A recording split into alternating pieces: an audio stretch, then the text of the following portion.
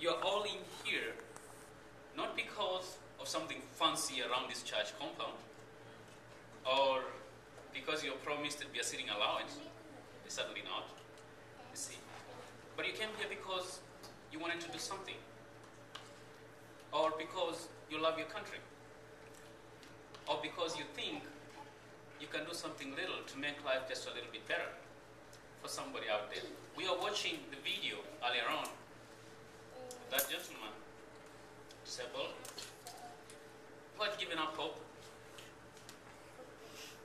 and he thought he probably would never make it. But somehow, somewhere, someone came into their life and gave him hope. And now he can raise a family and live in dignity. There is nothing as bad in this world as having a people who are not helpless. It's like giving them a death sentence. A child who doesn't have hope, they don't look forward to a better tomorrow. They can start engaging in awful acts. You know?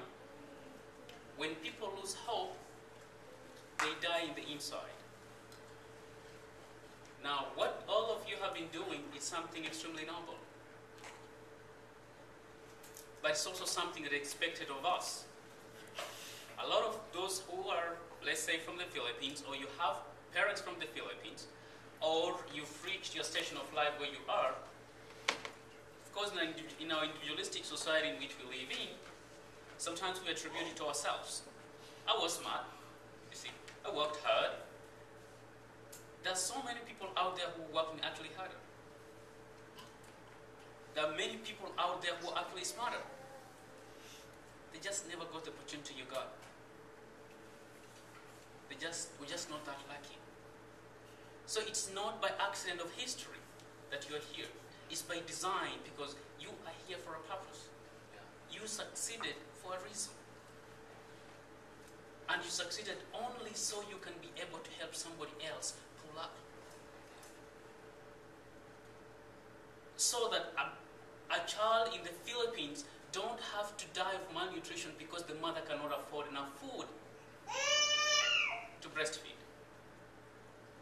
So that someone doesn't have to live in the shells somewhere outside in the rains in Mindanao. And sometimes we get that false comfort. That is too far. That is not me. When you turn around and you look at yourself in the mirror, those people look like you. They're humans. If they fail, or if they die and they live in poverty, it makes our lives poor too. So we have to learn to recognize ourselves in each other. That's the reason most of you are here today. Because you want not just to fulfill what we owe to those who came before us, who worked so hard to put us where we are today, but somehow to give a promise to those who are going to come before us, or rather after us.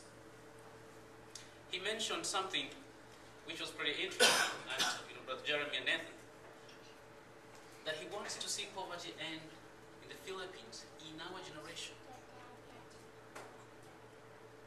That's very important. Now, on a grand scale of things, that might look idealistic, even utopian, or so that's what people may say.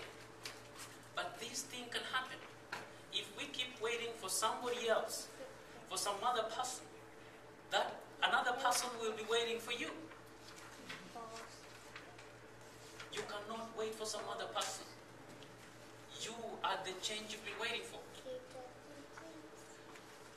That child in the Philippines is looking up to you.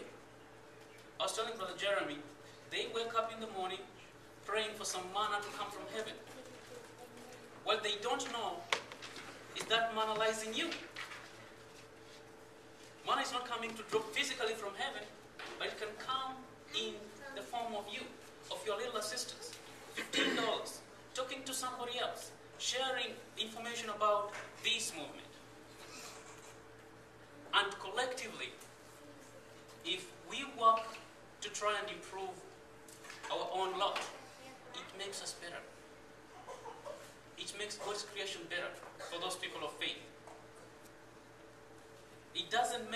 sense for you to come to church every day, to take that sacrament. I'm not Christian, but for the most of my life I used to go to a Catholic church. As ironical as it may appear, I'm Muslim myself. But it does not make sense for you to do that every time when a child somewhere that you know about do not have a shelter. That is not how God planned our world to be. That's why I would like to thank you all for coming today, but also challenge you that please don't just keep this information to yourself. Think of who else could be interested. How can I make that child in the slums around Manila, their life just a little bit better? Government is not always going to do that. But when we take the initiative, there are always a lot of people who want to join something that is succeeding. They say nothing succeeds like success. If we stay on that course, there's nothing that's going to be possible. Because nothing within our human life and ability is beyond our destiny. Let's keep doing the good job, and God bless you all.